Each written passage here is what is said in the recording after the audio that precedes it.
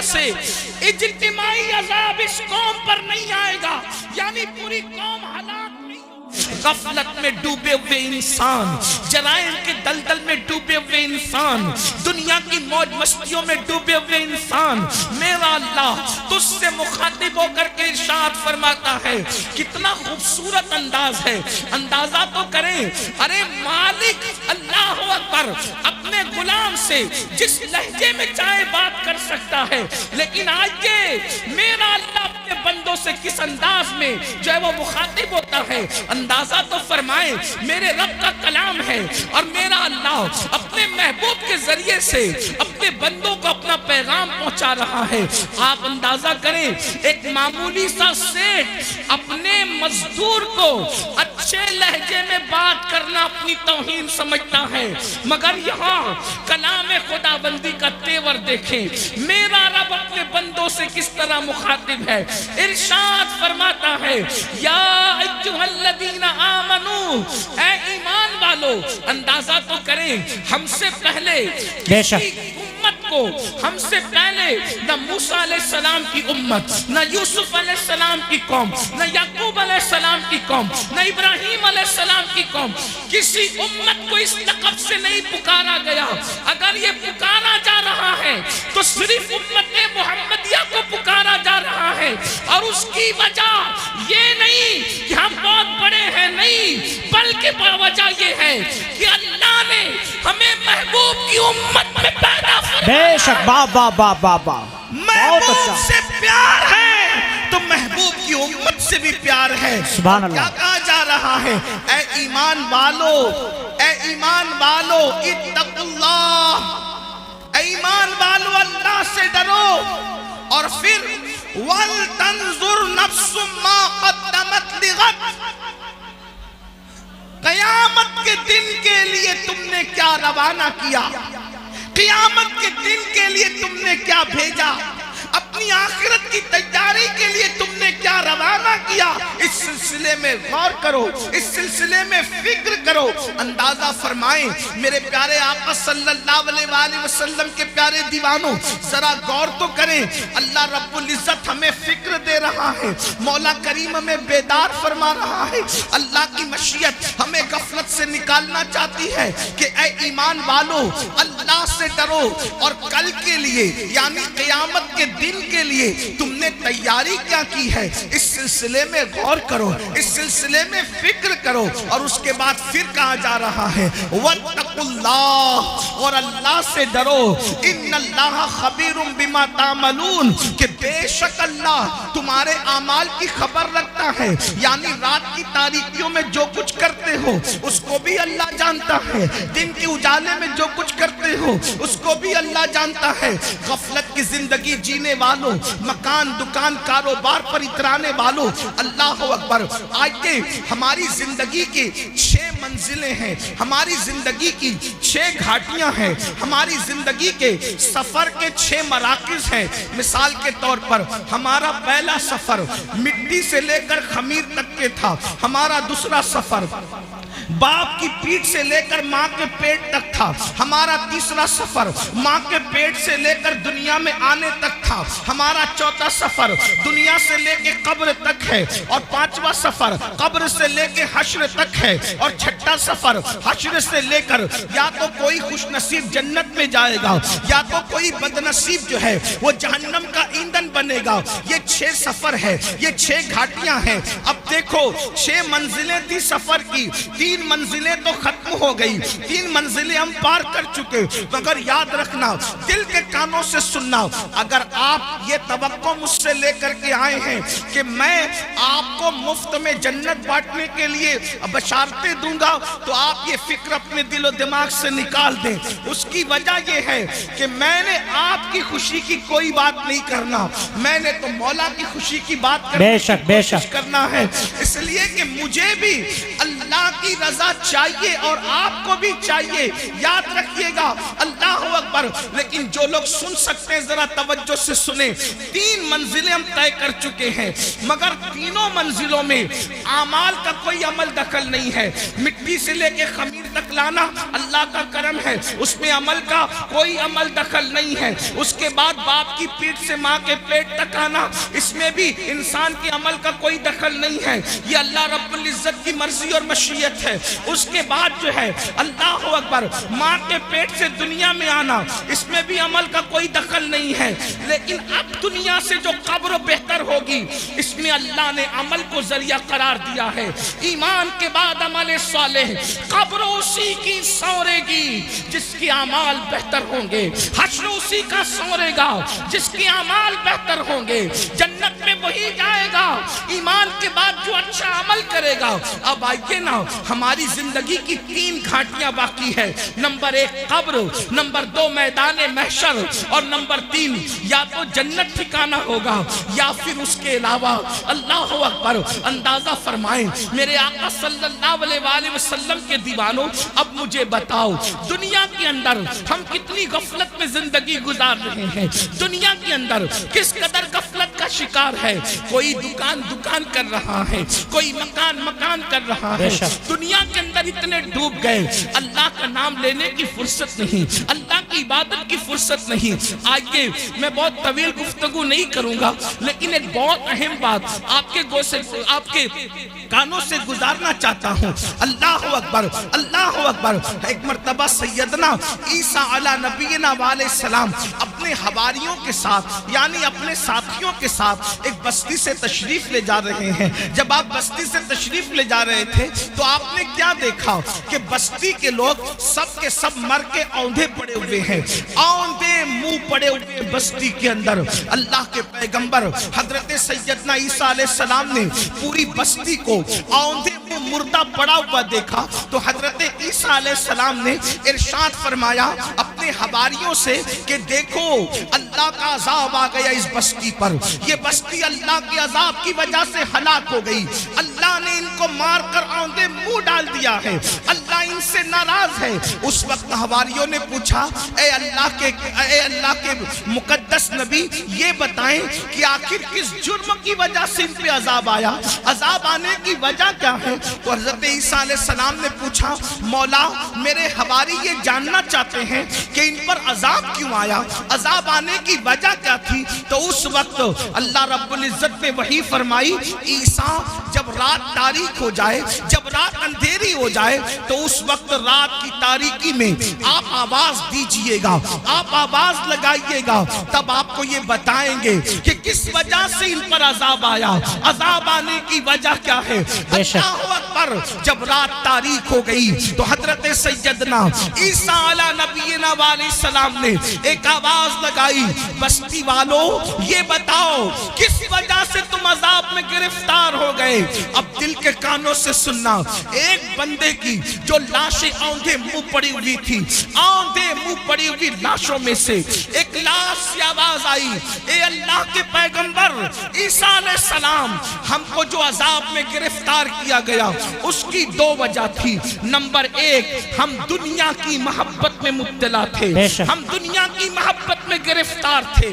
آگے کی گفتگو کرنے سے پہلے اب ذرا مجھے بتاؤ یہ جو آپ کے ذہن و دماغ میں خبط ہے کہ ہم کچھ بھی کر لیں ہم پر کوئی عذاب نہیں آئے گا، یہ بات صحیح نہیں ہے۔ اللہ اکبر، اس کی تفصیل یہ ہے امت محمدیہ ہونے کی وجہ سے اجتماعی عذاب اس قوم پر نہیں آئے گا، یعنی پوری قوم ہلاک نہیں ہوگی، مگر انفرادی عذاب جو جیسا کرے گا ویسا اس کو بھرنا پڑے گا۔ قرآن کہتا ہے وَمَا أَصَابَكُم مِّن مُّصِيبَةٍ فَبِمَا كَسَبَتْ أَيْدِيكُمْ، کہ تم پر جو بھی مصیبت آتی ہے وہ تمہارے عمل کی وجہ سے آتی ہے۔ بارہا صوفیہ کا یہ قول دہرایا جاتا ہے جو تمہیں ٹھوکر لگتی ہے وہ تمہارے گناہ کی وجہ سے لگتی ہے۔ اللہ اکبر، جو محفل سے روشنی جاتی ہے وہ بھی ہمارے گناہ کی وجہ سے جاتی ہے، جو ہمارے چراغ پوچھتے ہیں وہ بھی ہمارے گناہ کی وجہ سے پوچھتے ہیں۔ اللہ اکبر۔ آج مجھے بتاؤ کتنے مسلمان ہیں جو سکون کی سانس لے رہے ہیں؟ ہر جگہ طوفان ہے، ہر جگہ گھر جہنم قدا بنا ہوا ہے۔ کوئی کہتا ہے مولانا بچی کو رشتے اچھے نہیں آتے، بستر پہ کروٹیں بدل رہے ہیں، بیٹیوں کے لیے تڑپ رہے ہیں، سسکیاں لے رہے ہیں۔ میں پوچھنا چاہتا ہوں مسلمانوں مجھے بتاؤ بیٹیوں کو اچھے رشتے کیوں نہیں آتے؟ ایسا کہ اللہ نے ان کا جوڑا پیدا نہیں کیا، پیدا کیا ہے۔ بہنیں ماں اور آپ بھی سن لیں، جو اللہ درخت کے پتوں کو بے جوڑ پیدا نہ کرے، جو اللہ چوٹیوں کو بغیر جوڑے کے پیدا نہ کرے، جو اللہ پھول اور پھلوں کو بے جوڑ پیدا نہ کرے، جو اللہ سر کے بالوں کو بے جوڑ پیدا نہ کرے، جو اللہ ستاروں کی انجمن کو بے جوڑ پیدا نہ کرے، جو اللہ سمندر کے قطروں کو بے جوڑ پیدا نہ کرے، وہ تمہاری بیٹی اور بیٹے کو بے جوڑ کیسے پیدا کرے گا؟ لیکن یہ رشتے کیوں تھمے ہوئے ہیں؟ کہا کسی نے باندھ دیا ہے۔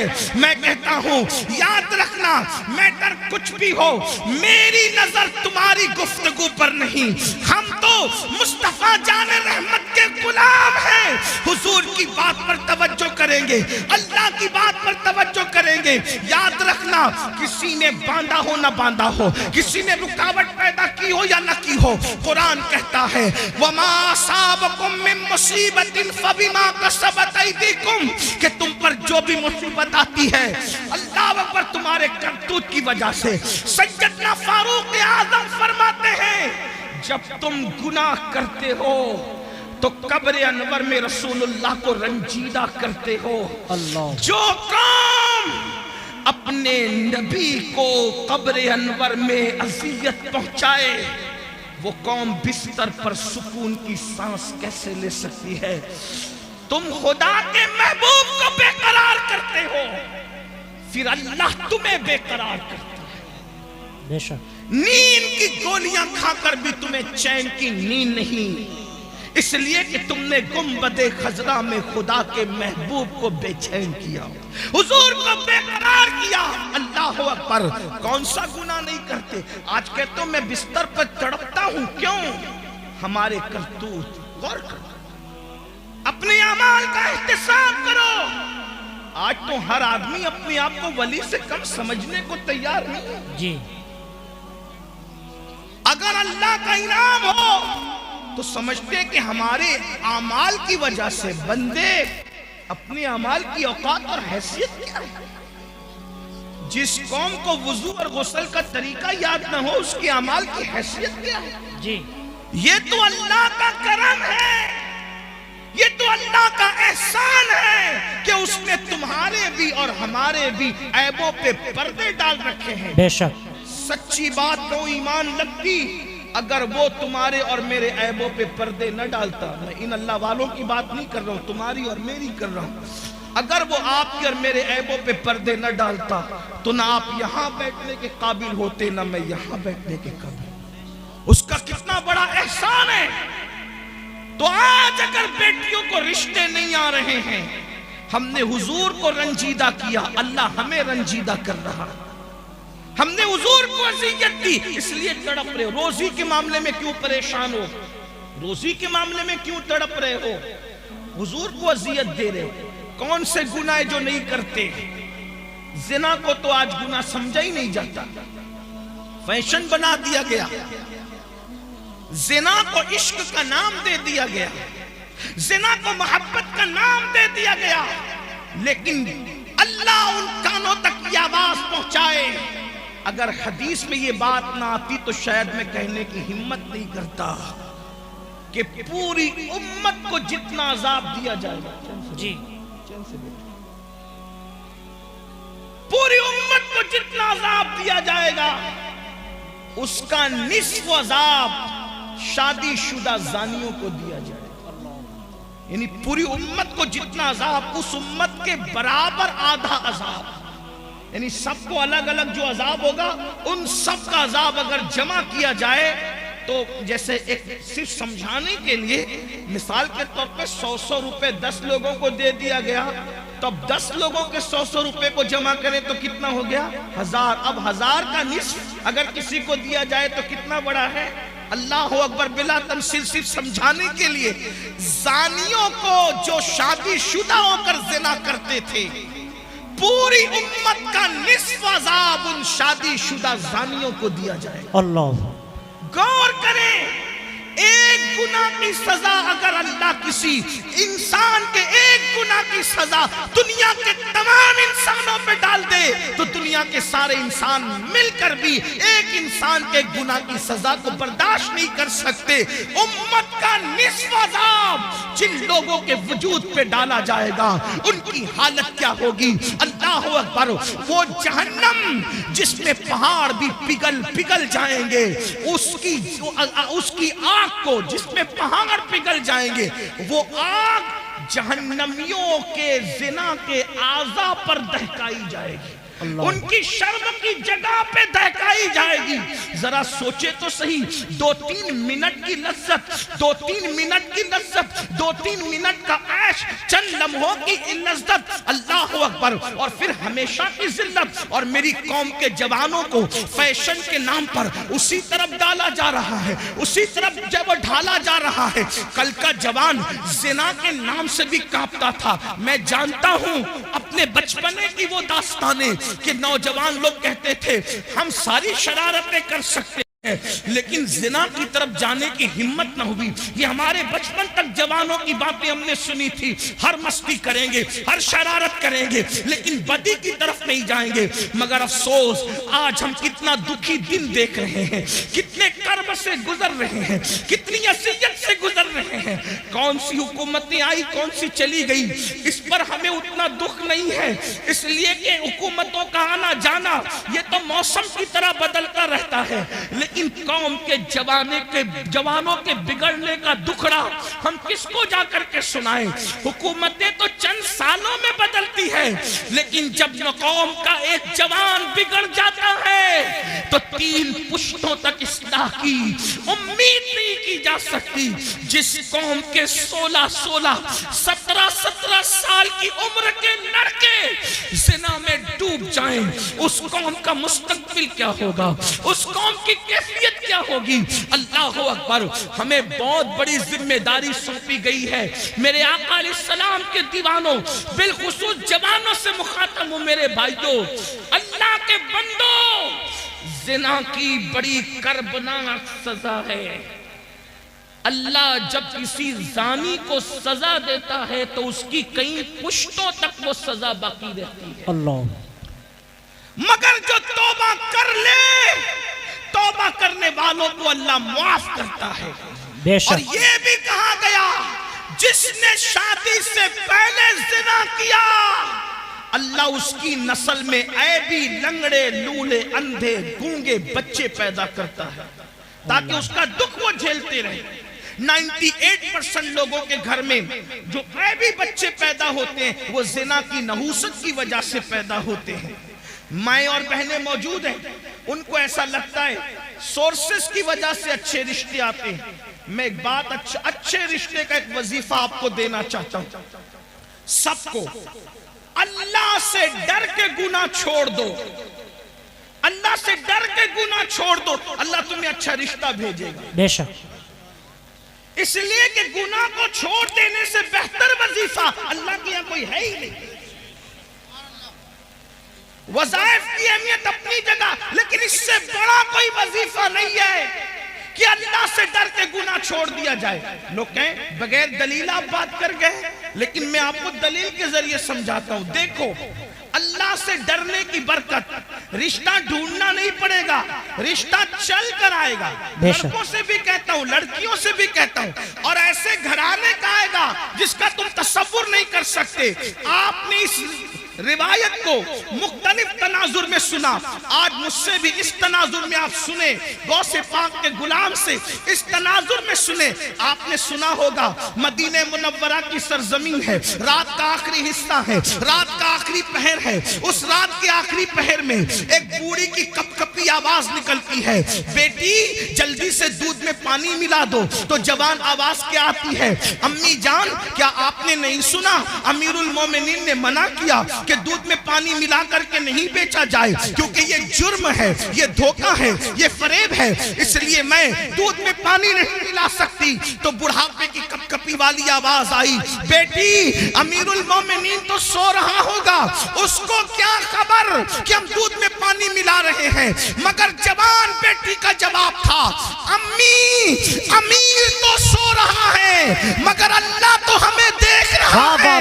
جب اللہ دیکھ رہا ہے امیر کے خوف سے دودھ میں پانی نہیں ملاتے, اور اللہ دیکھ رہا ہے ہم دودھ میں پانی ملا دیں, یہ کیسے ہو سکتا ہے. دیکھو اس لڑکی, ابھی اس کو رشتہ نہیں آیا تھا مگر اس کے دل میں اللہ کا خوف تھا, اللہ کی خشیت تھی, خدا کا کرنا. امیر المومنین, غیظ المنافقین, امام المجاہدین, جانشین رسول سیدنا عمر ابن خطاب رات کی تاریکی میں مدینے کی گلیوں میں گھوم رہے تھے تاکہ رعایا کا حال دیکھیں. جیسے ہی کانوں میں آواز ٹکرائی, خوش ہو گئے کہ میری رعایا میں ایسی بچیاں بھی موجود ہیں جو رات کی تاریکی میں بھی اللہ سے ڈرتی ہے. گھر پہ نشان لگایا, دن کو معلومات لی کہ بچی شادی شدہ ہے کہ کنواری ہے. پتا چلا کنواری ہے. اپنے بیٹوں کو جمع کیا, جمع کرنے کے بعد کہا میں بوڑھا ہو گیا ہوں, اب شادی نہیں کر سکتا, بتاؤ تم میں کون اس لڑکے سے شادی کرے گا. ایک بیٹے نے کہا میں کروں گا. اللہ اکبر, اللہ اکبر. کل تک جس کے گھر کوئی رشتہ نہیں آ رہا تھا, یہ خوف خدا سے, گناہ سے بچنے کی برکت ہے کہ اللہ اکبر سینکڑوں مربع میل پر حکومت کرنے والے فاروق اعظم کے گھر کا رشتہ بغیر کسی سورس کے ان کے گھر پہنچ گیا. اور اللہ اکبر صرف خوف خدا کی برکت سے وہ لڑکی 3 بر اعظموں کے حاکم عمر ابن خطاب کی بہو بن گئی. بے شک, سبحان اللہ, وجہ سبحان اللہ, اللہ کا خوف, اللہ کی خشیت. اور صرف فاروق اعظم کی بہو نہیں بنی بلکہ اللہ نے اس بیٹی سے ایک بیٹی پیدا فرمایا, اور اس بیٹی سے جو بیٹا پیدا ہوا وہ پہلی صدی کا مجدد حضرت عمر ابن عبدالعزیز کہلایا. نعرہ تکبیر, نعرہ رسالت. پہلی صدی کے مجدد کی نانی بھی بن گئی, عمر ابن خطاب کی بہو بنی, اور دوسرے عمر کی نانی بنی جسے ثانی عمر کہلایا جاتا ہے. اللہ اکبر. یہ ہے تو عرض کیا کر رہا تھا جب حضرت عیسیٰ نے پوچھا, اے قوم مرے ہوئے اوندے پڑے ہوئے لوگوں بتاؤ اللہ نے تمہیں کیوں اوندے منہ مار کے ڈال دیا. تو انہوں نے کیا کہا, ہم دنیا سے محبت کرتے. پہلی وجہ دنیا سے محبت. آج دیکھ لو, ٹٹول لو اپنے دلوں کو, دنیا کی محبت ہمارے دلوں میں کتنی ہے. مرد ہے تو کاروبار میں ڈوب کر اللہ کو بھول گئے, گھروں میں ڈوب کر اللہ کو بھول گئے, گناہوں میں ڈوب کے اللہ کو بھول گئے. دنیا کی محبت. اور عورتیں ہیں, انہیں زیورات سے دلچسپی, انہیں اچھے کپڑوں سے دلچسپی, انہیں گھومنے پھرنے سے دلچسپی, انہیں غیبت چگلی سے دلچسپی, اس کے گھر کے حالات معلوم کرنے سے دلچسپی.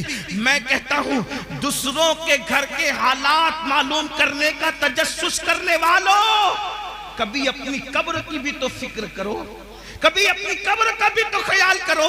دنیا کی محبت میں ہم ڈوب گئے. بڑی معذرت کے ساتھ ایک بات یاد رکھنا, دنیا کی محبت صرف دنیا داروں کے دل میں نہیں بلکہ بعض دیندار کہلانے والے بھی دنیا پرست ہو گئے. جی, دنیا میں ڈوب گئے. دنیا کی محبت نے ان کو عذاب الہی میں گرفتار کر دیا. اور دوسری وجہ کیا بتائی, پھر وہ کہتا ہے دوسری وجہ ہے کہ ہم بدکار لوگوں کی پیروی کرتے تھے.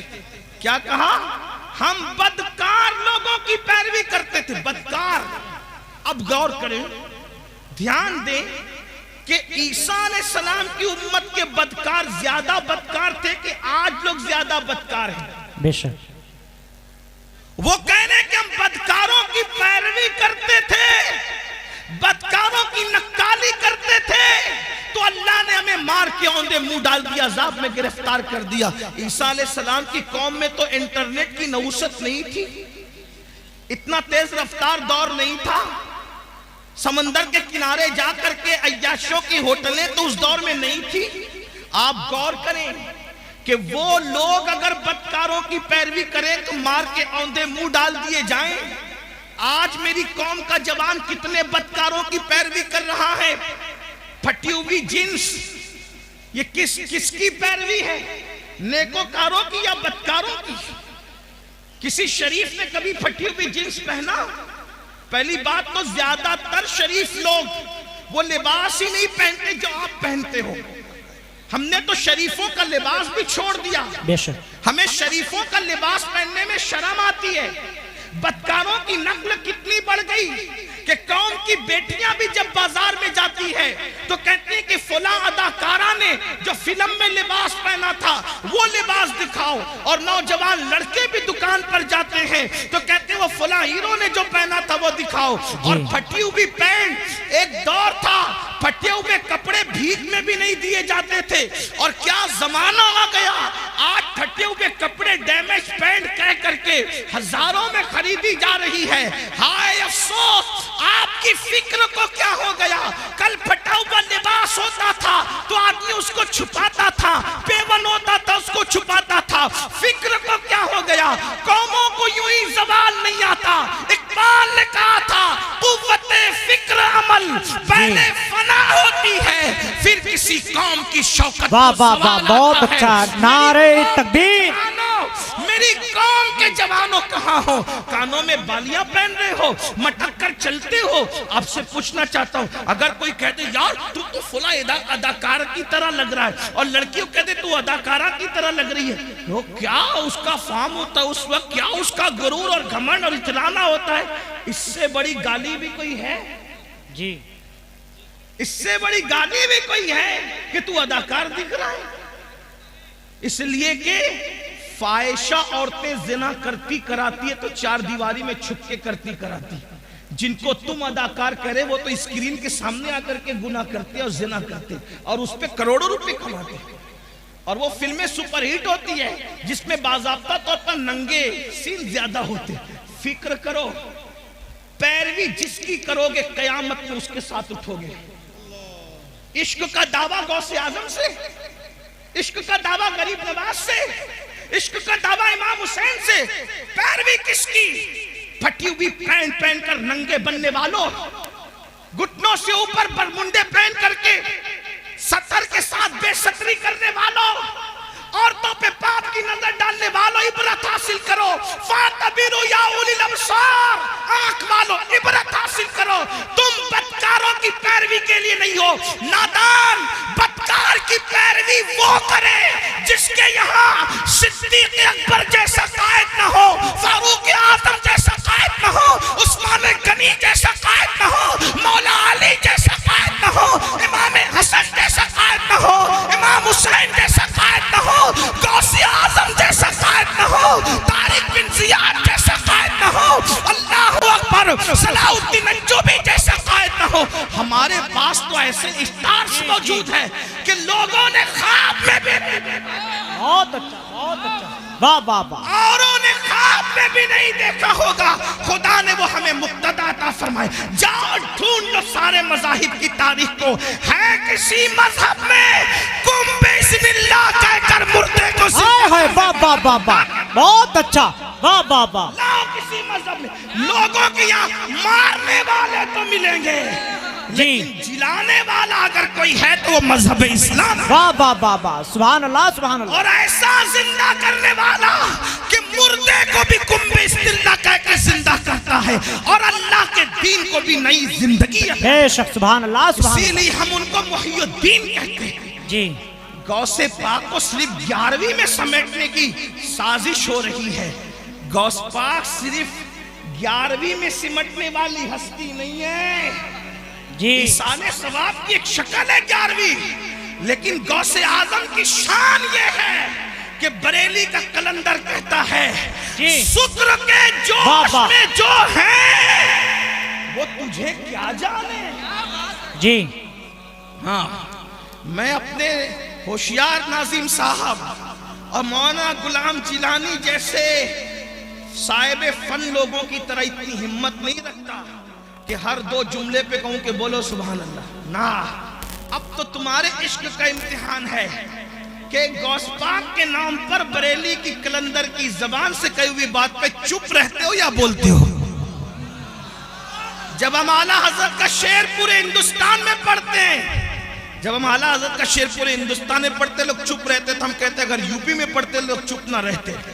جی ہاں لیکن صد اللہ فاضل کے پڑوس میں رہنے والے بھی اگر شعر نہ سمجھے تو جی پھر اس پر مجھے افسوس، واہ واہ واہ اور کہتا ہوں کہ نہ سمجھو گے تو بھی کوئی بات نہیں ہے، کیونکہ شعر کس کا ہے؟ نعت کہنا بلکہ شعر کہنا شہریار اپنی جگہ، شعر کہنا شہریار اپنی جگہ، نعت کہنے کو احمد رضا چاہیے۔ واہ واہ واہ واہ سبحان اللہ سبحان اللہ۔ اور ہمارے مرشد خانہ مارا مطہرہ کی آواز آئی ہے کہ مینارے قصر رضا تو بلند کافی ہے، تم اس کے پہلے ہی زینے پہ چڑھ کے دکھلا دو، فتاوی رضویہ تو ایک کرامت ہے، خدائے کے بخششی پر بہت اچھا، نعرہ تکبیر، نعرہ رسالت، علماء اہل سنت حضرت علامہ سید امین القادری صاحب قبلہ، جشن غوث الورا، نعرہ تکبیر، بہت اچھا سبحان اللہ سبحان اللہ۔ بخشش کیا کرے، شکر کے جوش میں جو ہے وہ تجھے کیا جانے، جی وہ تجھے کیا جانے۔ شکر کس کو کہتے ہیں؟ ولایت کی ایک منزل ہے، اب آپ کی توجہ ہے، ولایت کی ایک منزل ہے کہ ولی جب اللہ کی محبت میں عروج پاتا ہے تو اس کی عقل ختم ہو جاتی، وہ اپنے آپ سے بھی غافل ہو جاتا ہے، اس کو کہتے ہیں یہ شکر میں چلا گیا۔ جی ولی ہو کر عشق الہی کے دریا میں غوطہ زن ہے، اس کے بارے میں بریلی کا کلندر کہہ رہا ہے کہ وہ تجھے کیا جانے۔ توجہ ہے آپ کی، توجہ ہے آپ کی، جو شکر کی منزل پہ پہنچ چکا ولی وہ تجھے کیا جانے۔ جب ولی ہو کر کے شکر کی منزل پہ پہنچ کر میرے امام کہہ رہے وہ تجھے کیا جانے، تو جن کو وضو کے بھی فرائض یاد نہ ہو وہ غوث پاک کی عظمت کیا جانا، واہ واہ واہ واہ واہ۔ جنہیں نماز کے واجبات بھی پتہ نہ وہ غوث پاک کو کیا جانے۔ تو کافر غوث پاک کو کون جانتا؟ امین القادری، مولانا غلام جیلانی حبیبی جو بیٹھے ہوئے، یا پھر یہ ناظم صاحب، یہ نعت خواں صاحب یا آصف صاحب، کون جانتا ہے؟ کہنا اگر غوث پاک کی عظمت پوچھنی ہے تو ہما شما سے نہ پوچھو، کیونکہ شکر والا ان کو نہیں جانتا، تو جاننے والا کون ہے؟ تو کہتے ہیں شکر کے جوش میں جو ہے وہ تجھے کیا جانے، خضر کے ہوش سے پوچھے کوئی رتبہ دے، اگر میرے غوث کی شان پوچھنا ہے تو جاؤ اور حضرت سیدنا خضر سے پوچھو کہ عظمت غوث اعظم۔ بے شک، واہ واہ واہ واہ، نعرہ تکبیر، نعرہ رسالت، بہت اچھا، زندہ باد زندہ باد، زندہ باد زندہ باد، زندہ باد، بہت اچھا۔ اب کسی کو مل گئے خضر، توجہ، کسی کو مل گئے حضرت خضر، اس کو شیخ عبدالحق محدث دہلوی لکھ رہے بھائی۔ کچھ لوگ سوچتے ہیں کہ یہ امین القادری قادری ہے تو غوث پاک کو بہت بڑھا دیتا ہے۔ اللہ کے بندوں میں نہیں بڑھاتا، میری اوقات کیا ہے؟ ہم بڑے ان کے فیض سے،